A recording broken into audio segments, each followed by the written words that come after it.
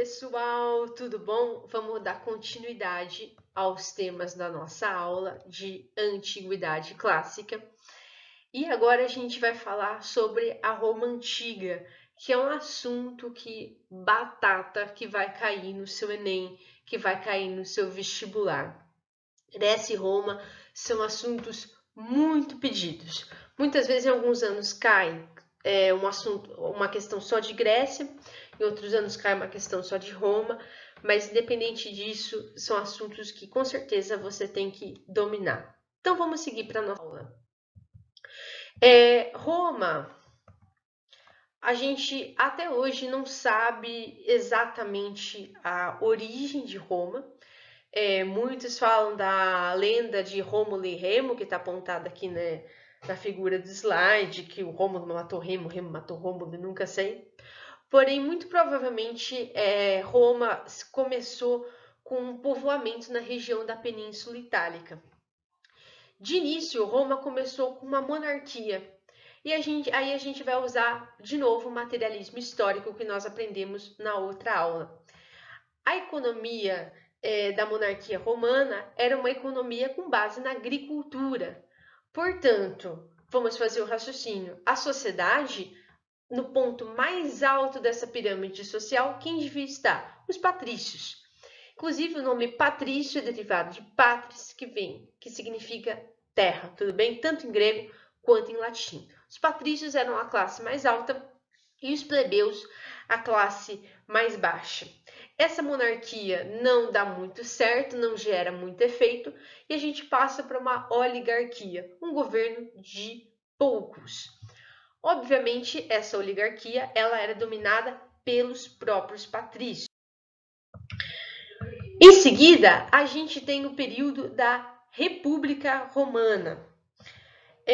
O que significa república? O significado de república é agir públicos. Ana, o que é o agir públicos? É um conceito bastante importante que eu vou ensinar para vocês.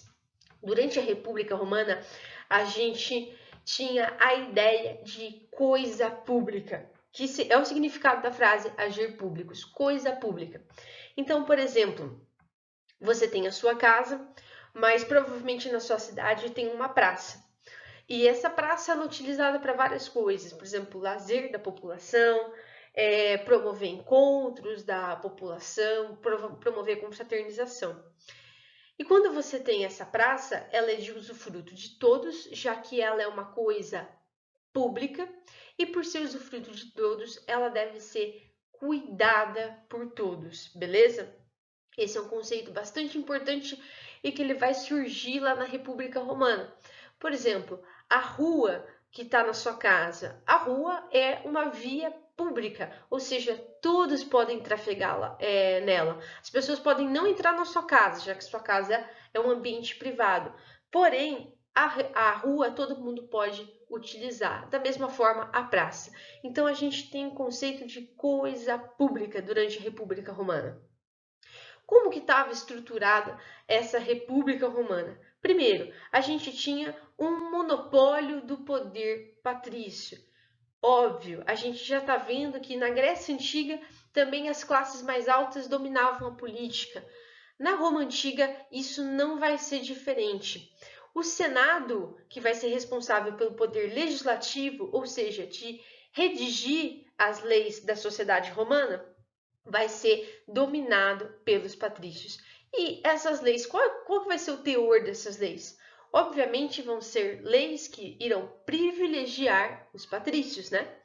Com isso, nós teremos uma marginalização da plebe, ou seja, os plebeus eles eram deixados de lado nos seus interesses. E os patrícios faziam pequenas, muito pequenas concessões a essa plebe.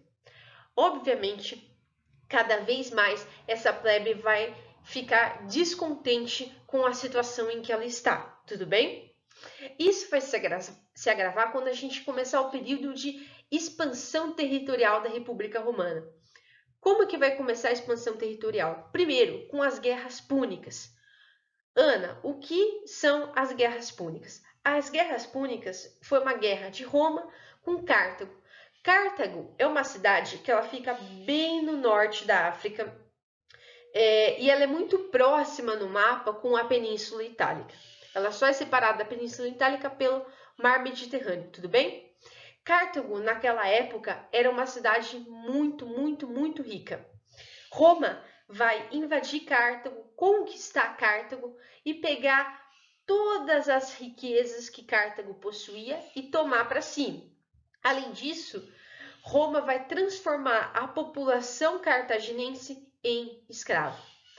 Guarda muito bem esse padrão de Roma. Você vai ver que Roma vai começar a saquear cidades, pegar as riquezas dessa cidade e transformar a população em escravo, beleza? Com esse padrão, a gente vai ter a consolidação do latifúndio escravista, ou seja, Roma vai funcionar, a economia romana vai funcionar com base nos escravos. Os escravos vão produzir toda a riqueza romana, tudo bem? Além disso, com as guerras púnicas, com o começo da expansão territorial da República Romana, a gente vai ter a ascensão de uma nova classe social chamada de homens novos. Quem serão esses homens novos? Serão os comerciantes, porque muitas pessoas começaram a ver nessa expansão territorial uma oportunidade para comercializar com outras regiões. Essas pessoas vão ser chamadas de homens novos, que vão ser os comerciantes. E, obviamente, eles vão se dar bem, porque com a República Romana cada vez mais se expandindo, eles vão ganhar muito dinheiro com o comércio. E adivinha com quem que esses homens novos vão bater de frente? Com os patrícios, tudo bem? Que eram a classe social mais alta, porque os homens novos vão ascender e vão querer também o seu lugar ao sol na pirâmide social romana, beleza? Ó, seguindo em frente, durante o período da República Romana, a gente começa a ter o colapso da pequena propriedade. Geralmente, essa pequena propriedade, ela pertencia à plebe. Por quê? Duas coisas vão começar a gerar riqueza em Roma. Uma, as grandes propriedades que estavam sob domínio patrício e o comércio. A plebe vai estar excluída desses dois processos. Então, a gente vai começar a ter uma proletarização da plebe. E essa plebe que estava na zona rural, muito provavelmente trabalhando em terras patrícias, vai começar a tentar a vida na cidade. Vai ter um êxodo rural, beleza? Também no fim da República Romana, com cada vez mais essa expansão territorial acontecendo, a gente vai ter a ascensão de uma outra classe que também vai querer o seu lugar ao sol na pirâmide social romana. Quem vai ser? O exército. Porque quando a gente tem uma expansão territorial, a gente tem a promoção de várias guerras, a classe que mais se beneficia com isso é o exército. E o exército também vai querer o poder. Então, nós temos aqui três classes sociais tentando subir na pirâmide social romana. A gente tem os patrícios, grandes proprietários de terra. Nós temos os homens novos, que são os comerciantes, e nós temos o exército. No fim da República Romana, vai começar uma guerra civil. Nessa guerra civil, a gente vai ter uma sequência de ditaduras militares. Eu vou falar de dois triunviratos, ou seja, dois governos formados por três ditadores, que são os principais, e que, lógico, você não precisa decorar os nomes, mas precisa saber mais ou menos. O primeiro é o primeiro triunvirato, que é o do Júlio César, do Pompeu e do Crasso. Observa bem, o Júlio César nunca foi imperador de Roma. As pessoas falam que Júlio César é imperador romano. Não cometa esse erro. Júlio César foi um dos ditadores militares. O mais conhecido, obviamente, ele teve uma figura muito conhecida, porém não foi imperador romano. O segundo triunvirato é composto pelo Marco Antônio, pelo Otávio e pelo Lépido. O Marco Antônio, ele teve uma sacada genial, para poder tentar resolver aquela situação de guerra civil que estava acontecendo em Roma. Ele promoveu uma série de reformas, vou mostrar para você. que fizeram com que se consolidasse o Império Romano. Quais reformas o Otávio fez? Primeira, uma centralização política, ou seja, toda a política romana ela está centralizada na figura do imperador. O imperador possui o poder político, ou seja, ele era chamado de príncipes. O que significa príncipes? O primeiro, o cara, tudo bem? A palavra príncipe deriva de príncipes, que significa o principal. Também o imperador ia concentrar o poder religioso, ou seja, além de ter o poder político, o imperador ele era chefe da religião romana. A religião romana não era muito diferente da religião grega. Era uma religião politeísta, ou seja, composta por vários deuses. E alguns deuses gregos são análogos aos deuses romanos. Por exemplo, Poseidon, que era o deus do mar grego, vira Netuno no Império Romano. Afrodite, que era a deusa do amor, vai virar Vênus no Império Romano. Então, o imperador, além de tudo, ele era Augusto. O significado do nome Augusto significa o glorificado, beleza? Além disso, o imperador ele vai ser general do exército, então ele vai ter também o poder militar. Ele vai ser o general máximo desse exército, beleza? Olha só, o imperador ele vai concentrar 3 poderes na mão dele: o poder político, o poder religioso e o poder militar. E você deve estar pensando, o exército foi muito bem favorecido nessas reformas de Otávio, certo? Porque o exército vai ter benefícios com o imperador, afinal de contas o imperador ele é general do exército. Mas e os patrícios, os homens novos e a plebe? Tá faltando eles, né?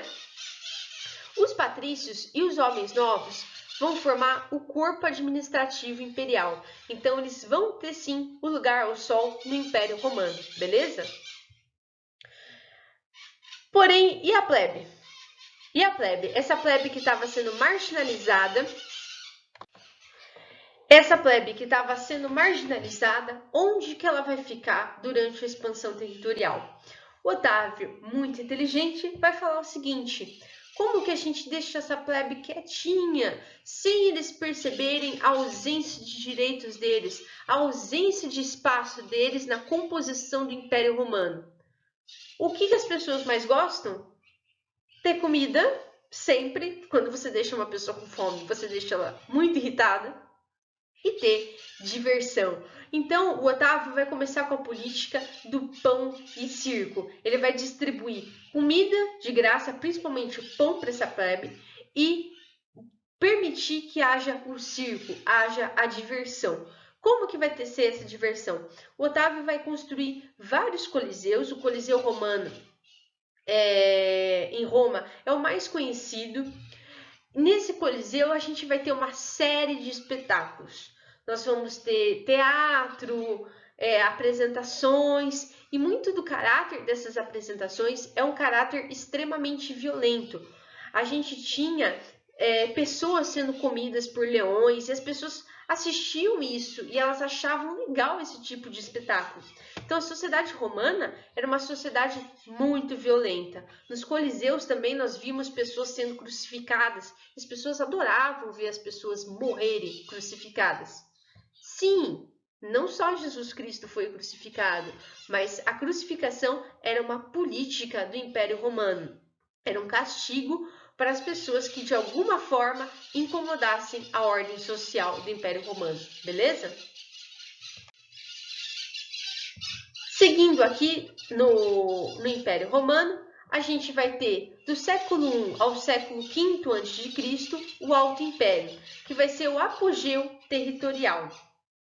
A economia vai ser com base no escravismo, ou seja, Roma vai conquistar cada vez mais cidades, vai saquear essas cidades, vai pegar a riqueza dessas cidades para si e transformar a população em escrava, ou seja, essa população vai virar escrava de Roma e vai trabalhar para Roma, seja construindo as obras públicas, seja trabalhando nas terras dos patrícios, beleza? Uma população que foi escravizada e que vocês devem conhecer, principalmente porque muitas pessoas conhecem a Bíblia, é o povo judeu, tudo bem? O imperador romano, ao conquistar uma região, ele colocava um governador para ter controle dessa região. Quer um exemplo? Pôncio Pilatos era um governador romano nomeado pelo imperador. Ele nunca estava acima do imperador, muito pelo contrário, ele era um funcionário do imperador e ele tomava conta daquela província. Na parte da cultura, o Império Romano ficou muito conhecido pelo latim, que é a língua que até hoje é base do português, do espanhol, do francês e do italiano, tudo bem? E o direito romano, que também até hoje é uma das nossas bases jurídicas do direito, beleza? Continuando o Império Romano, nós vamos chegar ao Baixo Império, lá para o século 3 a.C., que vai começar com, primeiro, a crise do escravismo. Porque pensa aqui comigo, Roma funcionava da seguinte forma, eles conquistavam territórios, depois de conquistado esse território, eles saqueavam as riquezas desse território e transformavam a população em escravo. Um escravo, pessoal, dura em média 10 anos, desde que ele começa a ser escravizado, porque não é uma vida muito legal de se ter, né?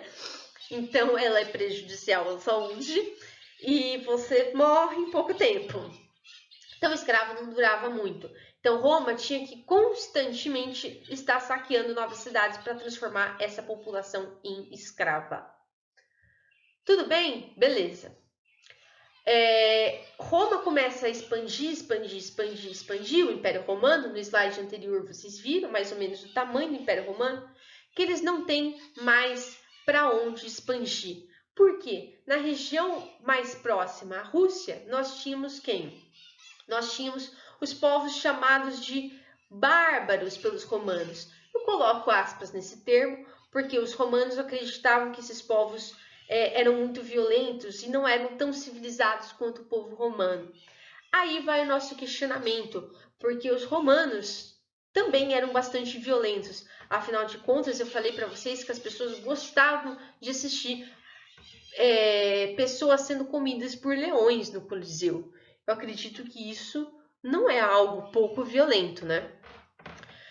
Enfim, Roma não tinha para onde expandir mais. Esses povos bárbaros, eles seguravam bastante a fronteira romana.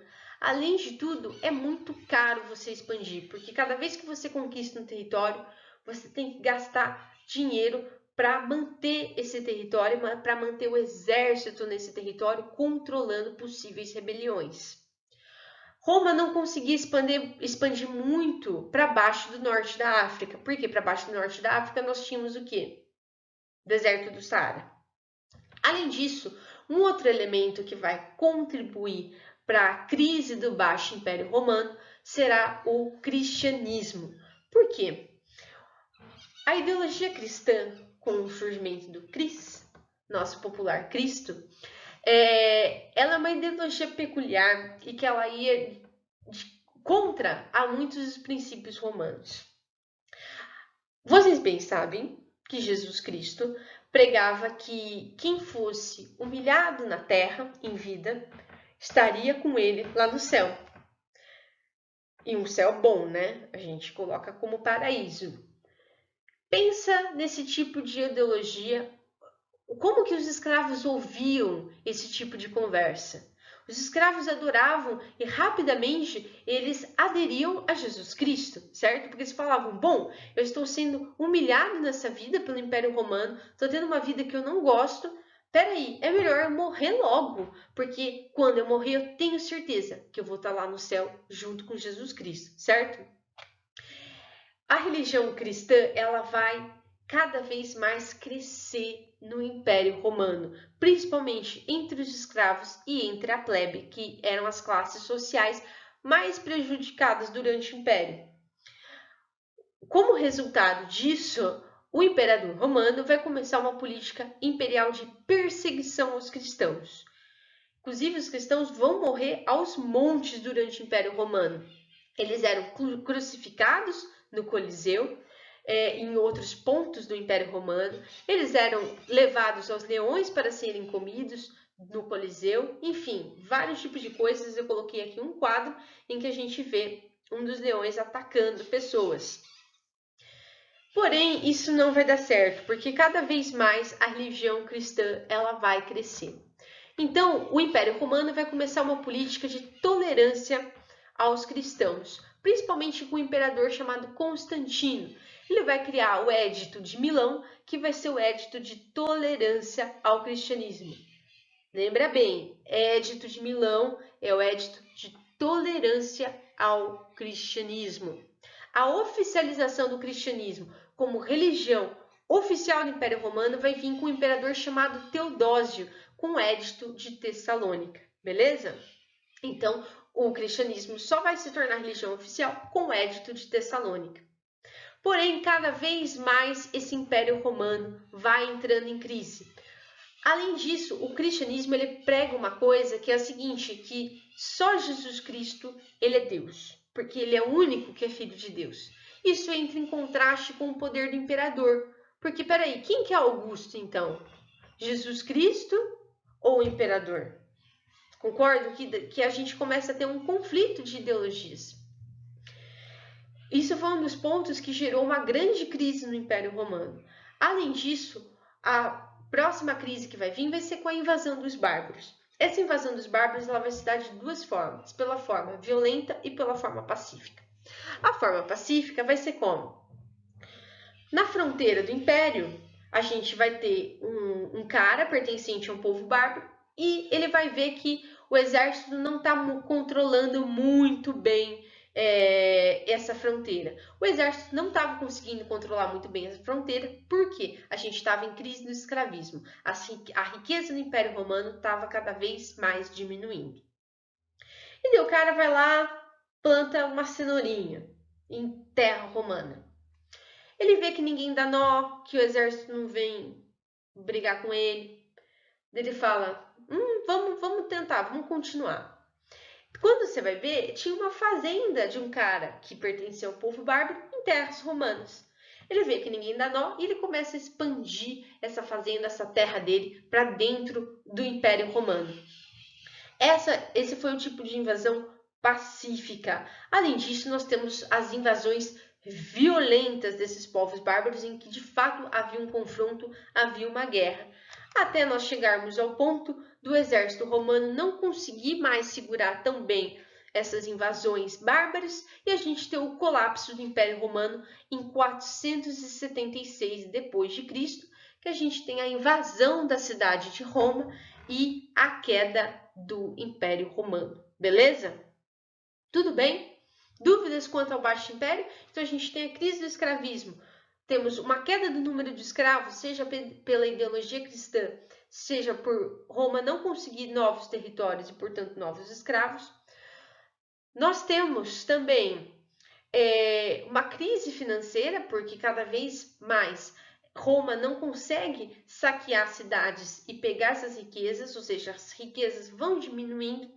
A gente tem a invasão dos bárbaros também e o cristianismo como um elemento a mais de toda essa crise do Baixo Império, chegando ao ponto de termos o colapso do Império Romano em 476. Fechou? Vamos fazer uma questãozinha do Enem? Vamos lá! Aqui é uma questão do Enem de 2012. Eu vou pedir que você pause o vídeo, leia a questão para a gente seguir na nossa resolução, beleza? Nessa questão a gente tem um mosaico da época romana, da época de 300 depois de Cristo, então já estamos no período do Baixo Império, né? Do atual Estado de Israel. Nesse mosaico nós vemos várias figuras de animais que representam os diferentes animais que viviam, que compunham o Império Romano. Então, qual que é a resposta dessa questão? A resposta dessa questão é a letra E, mas a gente tem que ver o porquê que as outras questões estão erradas. A letra A, ela fala de cruzadismo. Cruzadismo, conquista da Terra Santa, as cruzadas, é um conceito da Baixa Idade Média. Fica muito atento, porque o Enem, ele adora colocar vários períodos históricos diferentes na questão para você se confundir. Então, tenha muito bem colocado na sua cabeça os diferentes períodos históricos. A letra B, patriotismo, está errada, porque não tem uma exaltação da cultura local nesse mosaico, mas a exaltação da diversidade que tinha no Império Romano. Helenismo também é um conceito, uma mistura de épocas históricas diferentes que o Enem faz para te confundir. O helenismo é da época do Alexandre o Grande, não da época de Roma. Imperialismo, a gente não pode falar que tem uma selvageria dos povos dominados, tudo bem? Ele não trata esses povos dominados como selvagens. O mosaico, ele mostra a diversidade dos territórios conquistados por Roma, então a gente fica com a letra E de Chico Buarque de Holanda, beleza? Enfim, essa questão ela reforça um dos pilares do Império Romano, que era a expansão territorial, a dominação de outros povos, seja para conseguir riquezas, seja para conseguir escravos. Beleza? A gente segue na próxima aula com a Idade Média para vermos a consequência da queda desse Império Romano. E é isso, eu fico por aqui. Tchau, tchau, pessoal!